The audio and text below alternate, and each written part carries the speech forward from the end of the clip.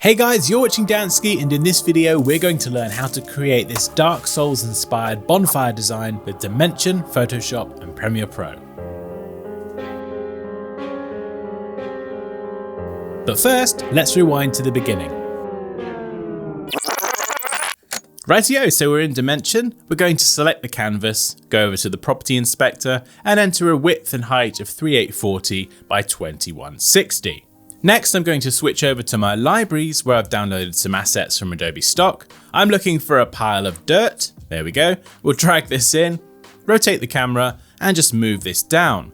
I'm then going to press Command or Control D on the keyboard to duplicate this and make it larger, flatten it down. Essentially, a pile of dirt within a pile of dirt. How lovely. I can also select one of these piles of dirt and press F to zoom to selection and just rotate the camera for a better view.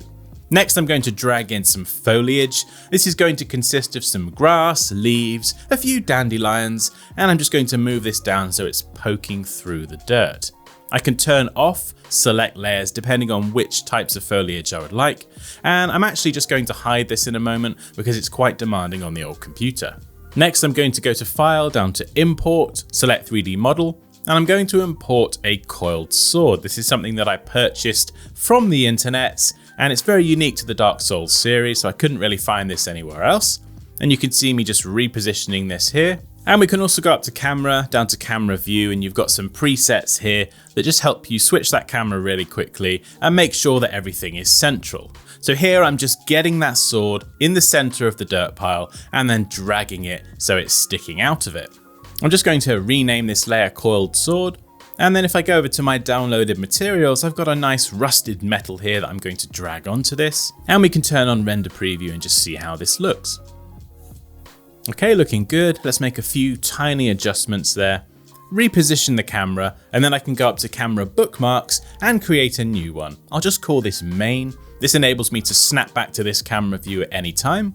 Now I'm going to add a volcanic rock material to one of my dirt piles, and I can then select the material sampler tool and sample this texture onto another object. Now when you sample the material and essentially clone this to another object, it links these two objects together, so if you change the texture on one, it changes it on the other. So now I've named my layers, I'm going to go into the material properties and increase the repeat value so it repeats the texture many more times, making it smaller. I can also unlink the texture if I would like these two objects to have their textures editable independently. So you can see me going in here and adjusting this dirt pile independently from the other one. And I can then go back and select my foliage and drag that same volcanic material onto that folder, and it will affect every object in that folder. I'm just going to take a second to reposition this here and snap back to that camera bookmark. Now this is my final camera view, so I can make some adjustments here. And I can then go back into that folder and again turn off and on different elements of the foliage depending on how I would like this to look. And I'm then going to just take a few seconds just to make a few more adjustments. It's also a good idea to enable render preview every now and then just to get an idea of how it actually looks when you factor in things like lighting. Okay, I think we're done here. I'm just going to scroll up and collapse this folder. And I'm going to hide this entire folder as well. I'm then going to go back to my models, and I've got some bones, a rib cage, a few bits of rocks and debris, and I'm just going to take a moment to add this into the scene and reposition it. Why are there bones and rib cages around a bonfire in Dark Souls? Well, I don't know. You'll have to dig into the Dark Souls lore for an answer on that one.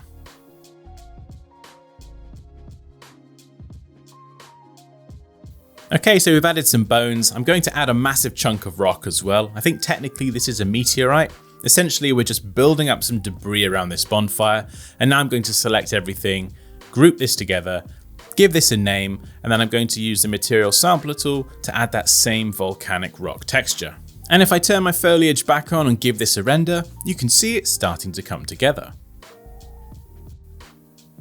Next, I'm going to select the camera in my scene and reduce the field of view so we get a little bit less perspective distortion. I'm also going to turn on focus and then set the focus point to be the sword. So this stays in focus and parts of the foreground and background become blurred. You can also adjust the blur amount. I'm just going to reposition the camera and then update this camera bookmark here with those changes. And if we turn on render preview, we can see how that blur looks. So now we can select the camera, we can adjust the blur and see those changes in real time. And I'm just going to make a few more minor adjustments here. Next, I'm going to select the environment in my scene, and I'm going to navigate to my downloaded environment lights, and I'm going to pick this one here. Of course, Dimension does come with plenty if you don't have any downloaded, and we can adjust the intensity from the property inspector, and then turn on render preview to see how these new lighting effects look. I can then select the environment light again and make changes to the intensity, rotation, or colorize the light. Then I can jump back to my starter assets, and I'm going to add a sphere. If I hop over to the materials tab, I can then add a glowing material. This will create a light source, and I'm going to make the color red for now just so I can see where the light is, and I'm going to increase the glow to 1000. Now I'm just going to take a second to move this into the middle directly above the sword. Essentially I'm going to use this to create a spotlight shining down on the sword. So I'm also going to add in some pipe here, and I'm going to make this smaller and a lot taller. At the moment, the red light is shining in all directions. What I'm going to do is I'm going to put the light inside the pipe so that the light is only shining down and highlighting the sword. So yes, you can get very creative with lighting setups in Dimension using techniques like this. So I'm going to group these layers together now into a folder and give them a name. And then I'm going to go inside the folder and change the material color of the pipe to black, just so we're not reflecting any other colors anywhere else in the scene. And now we can adjust the glow amount for the red sphere, so we can manually enter 10,000, 20,000, render this out, and you can see how it looks. And we can also turn off the environment lights and just use this as our light source. So we can get very creative, but just make sure that any custom lights are also out of shot as well. So for the final version, you can see I changed the color of the light back to white once it was correct. And once we've made any final changes, we can switch over to the render tab. We can give this a file name and then render out a high quality PSD. Okay, so once your rendering's complete, open your PSD in Photoshop. I've got some additional images here that I'm just going to open in Photoshop as well. A nice selection of fire, dragons, castles, smoke, that kind of thing. So if I go to select and all, edit and copy, I can then switch over to the main PSD that we exported from Dimension and go to edit and paste. And essentially that's the first step, is getting all of these images into the main document. So you can see me adding the fire in here as well. Now I'm going to use the lasso tool to select my favorite smoke and then copy and paste this into the main document as well. Now I'm also going to add in a dragon. So if I go up to select and subject, this is a cheeky way to select the dragon. And then I can use tools like the magic wand tool or the quick selection tool to just help finish that selection. And then once I've done everything, I can add a layer mask, give the layer a name, and then right click and convert to a smart object. And then later on, I can apply smart filters to that layer. So now I'm going to right click this and duplicate this into that main PSD. That's another way to get a layer from one document into another. We've also got some fog. This is an easy one. Copy paste, done. We have some mountains, again, copy paste, done. And lastly, we have a castle. So again, I'm going to use select subject, add a layer mask, give this a name, and then right click and convert to smart object. And then we're going to duplicate this into our main PSD. And then once we've done this, we can close all of these other files down, and I'm going to hide these layers temporarily so we can introduce them and work on them one at a time. I'm also going to give the layers a name, and then delete the black background color and drag the mountains to the very bottom, turn them on, and we're done. No, just kidding. Okay, so let's convert this to a smart object as well. We're going to zoom out quite a bit, go to edit and free transform, and then holding shift, we can scale this down, adjust the position, and then double click or press return to set that transformation. Now we can double click to go inside the smart object, and I'm going to use the clone tool to remove some of the cloud at the top of the image. So if I hold Alt or Option and click on the white sky, I can sample this and then use this to remove the grey cloud, save and close to update those changes in the main document. Then I can go to Filter, down to Blur, and I can select Gaussian Blur. I'll start with 10 pixels and click OK. You can see it as this as a smart filter, And if I turn the fire back on and change the blending mode to screen, it will blend the dark areas of the image into the background, and I can then reposition this and adjust the sizing. In transform mode, I can also hold Command or Control and click and drag to distort the layer. And I can also go up to Edit and down to Puppet Warp. This lets me add pins to the image, and then I can grab these control points and then really distort this image exactly how I would like. So in this example, just widening the bottom and introducing a little bit more curvature overall. Okay, so now I'm going to turn on the smoke layer and we're going to do something similar. So I can adjust the blending mode. We can use lighten, screen, color dodge. All of these work very well in this example. You can see me changing between a few here. And then I can distort and reposition the smoke. Now at the moment it's white, but what I'm going to do is press Command or Control I. This inverts the image, and I'm going to change the blending mode to multiply. This has the reverse effect and blends the lighter areas of the image into the background. Now this image does have a little bit of a hard edge, so I'm going to use a soft feathered eraser brush and just brush this away.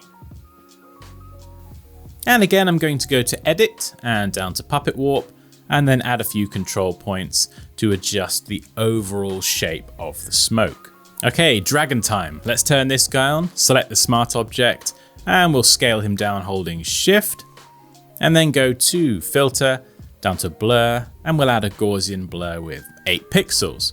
I'm going to duplicate this layer, go to Edit, Transform, Flip Horizontal. We're going to add another one over here. We'll rotate this and make a few adjustments, and then double click that Gaussian blur and increase this to 10. This dragon is a bit further in the distance. Okay, so with our mist, we're going to use the same blending mode technique, and then we can also use the numbers on the keyboard to adjust the opacity very quickly. So if you press 1, that will be 10, 2, 20, you get the idea. So now we have our castle. We're going to make this a little bit smaller and reposition this. And I'm going to drag this further down in the layer stack so that it sits behind our render. You can also use the arrow keys to adjust position if you like. And then I'm going to go to Filter, Blur, and Gaussian blur. I think we'll go for 8 again here. And then I can select my castle, go up to Image, down to Adjustments, and select Levels. Now I can use levels to adjust the shadows, midtones, and highlights in my image. And because I'm working on a smart object, I can actually edit these levels at a later date, or I can drag the effect to the trash and remove it entirely. So I'm going to repeat this now for hue and saturation, and use this to not only desaturate the castle, but adjust the color. And you can also check the colorize box if you would like a specific hue. So you could see me making a few adjustments here, and I can preview this compared to the original. Everything looks good, so let's click OK. Now I'm going to use this same technique for both of the dragons. I'm going to adjust the levels and the hue. We're going to have one red dragon and one blue dragon. Next, we're going to do the same thing for the mountains. So I'm going to select the layer and adjust the levels. We'll darken these a little bit and then click OK. And finally, if we turn on our cinders layer, I can change the blending mode to screen and then make this a lot smaller. And we're going to use this to add some cinders coming off the fire. So if I rotate this in position, add a layer mask, invert that mask, and then use a nice soft feathered brush. Make sure the brush is white and just brush back in some of those cinders around the fire.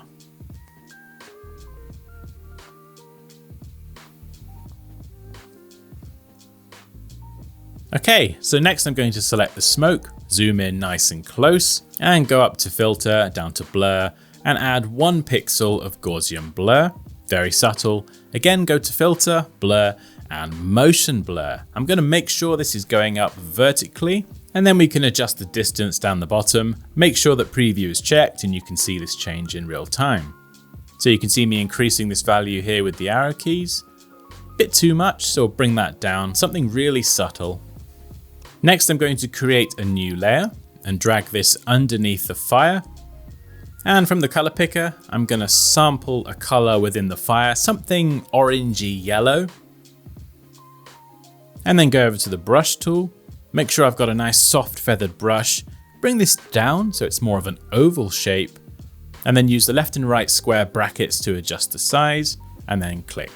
I can then use free transform to distort this even more, squish this down, and then go up to the blending mode and change this to something like overlay or soft light. Essentially, we're adding a glow to the area surrounding our bonfire. Now at the moment this affects the whole image, however if I position this layer just above our 3D render, I can create a clipping mask so that this glow layer is clipped to our 3D render. I'm then going to repeat this process with a different size glow and a different blending mode to really enhance the fire glow effect. I'm going to try color burn here and reposition this, and you can see it starts to layer up really nicely. Again, we're going to make this a clipping mask, and then once I've done that, I can try a few other blending modes just to make sure that I definitely have the one that I think works best. And we can also reduce the opacity if we would like to make the glow a little less intense. And I'm just going to take a moment to make a few minor adjustments and then give both of these layers a name.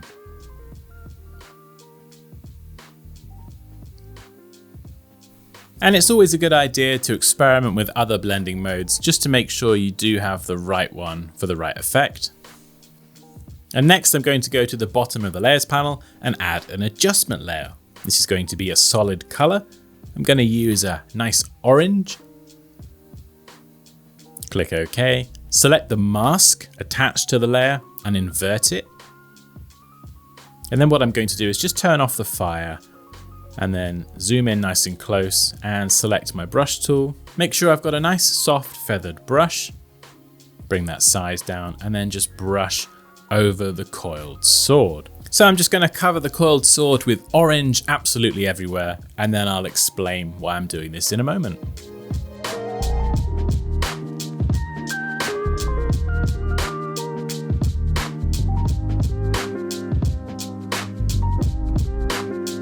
Okay, so the sword is now fully masked. I can change the blending mode to something like overlay or soft light, and this will add a glow effect to the sword. Now I can also right click this layer and convert this to a smart object, add a layer mask, and then mask out or mask in certain areas depending on how exaggerated I would like that glow to be.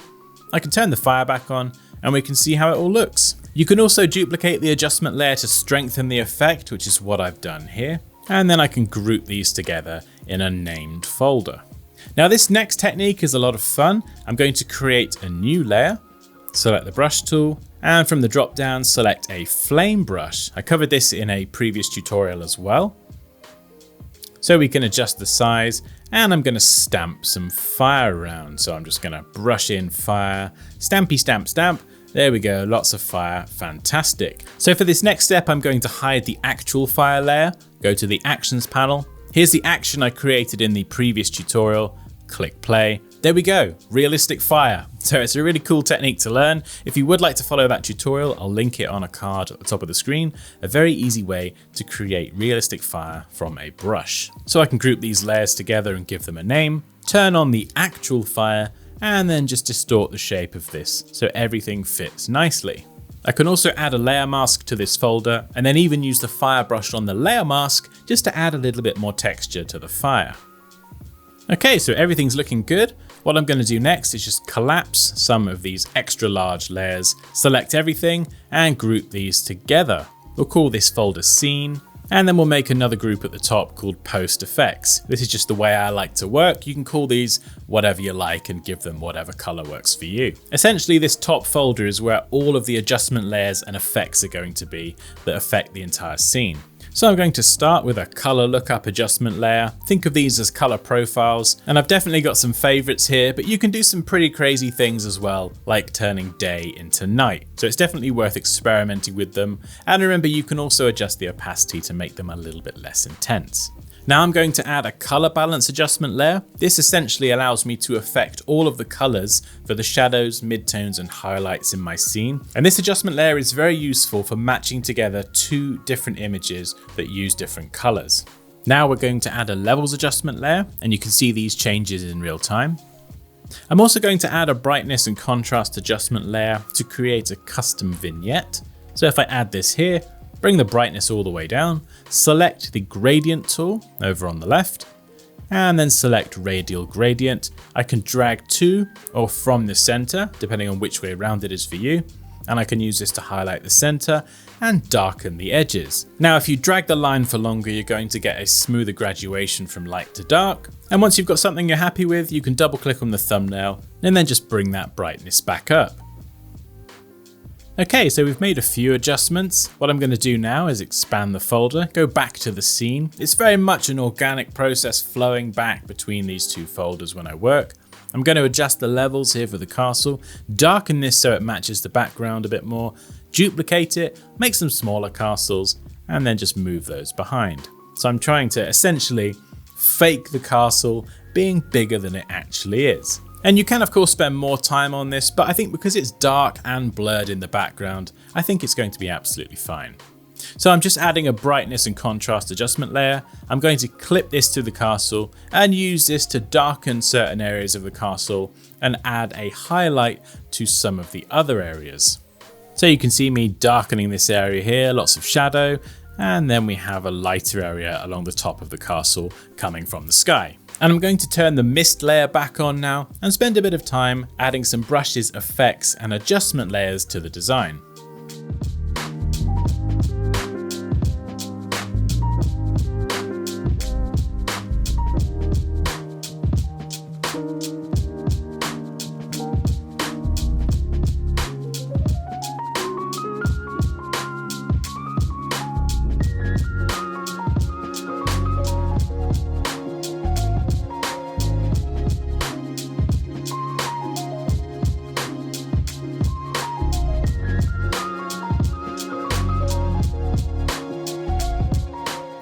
Okay, so here's one I prepared earlier. It's definitely worth spending a lot of time on this. What we're going to do now is turn off a few of these key layers like fire and smoke, because we will be adding these and animating them in Premiere Pro. Okay, so now we're in Premiere Pro. I've imported my PSD. I'm also going to import some music, fire and smoke effects. And then I can drag the PSD onto the timeline and it will create a sequence. I can then edit those sequence settings, for example, changing the frame rate to a nice cinematic 24 frames a second. And I'm just going to take a second to adjust the workspace and then add an additional video track at the top. Okay, so if I double click my looping fire, I can play this. You can see we have a lovely fire effect there, and I can drag this onto the timeline. I'm also going to drag my soundtrack on, and I'll just mute this for now.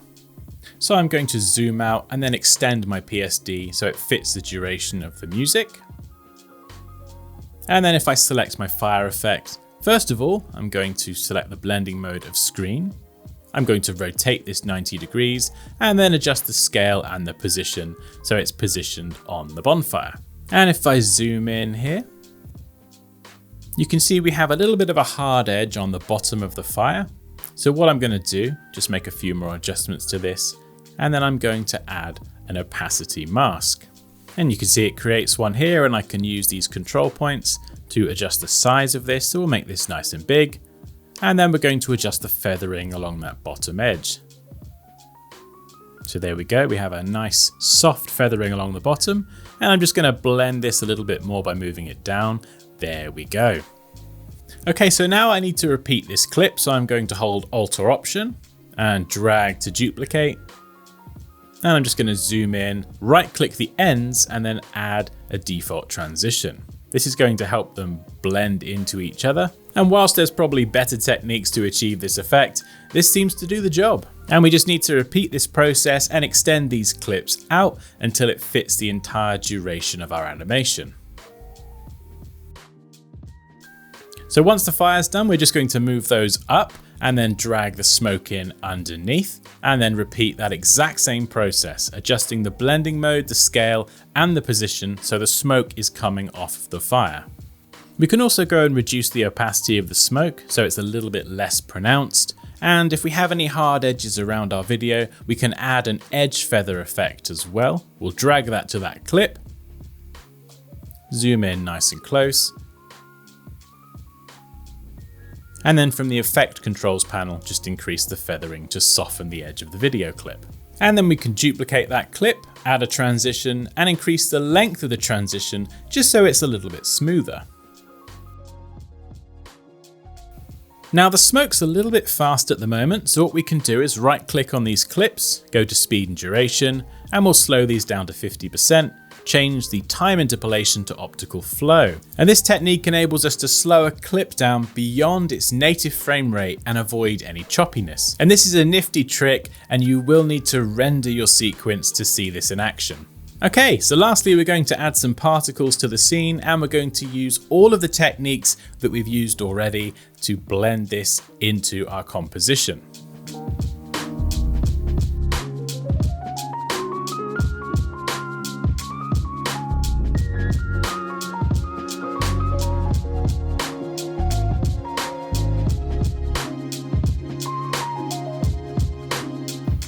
Okay, so now what we can do is we can grab the playhead, scrub through, just check everything looks good.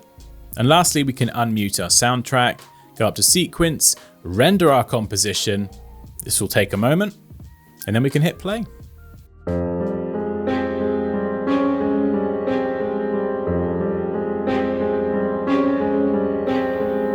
And there we go, that wraps up the video. Guys, I really hope you enjoyed this one. I'm going to let the final video play out now until the end. But as always, take care, and I'll see you next time.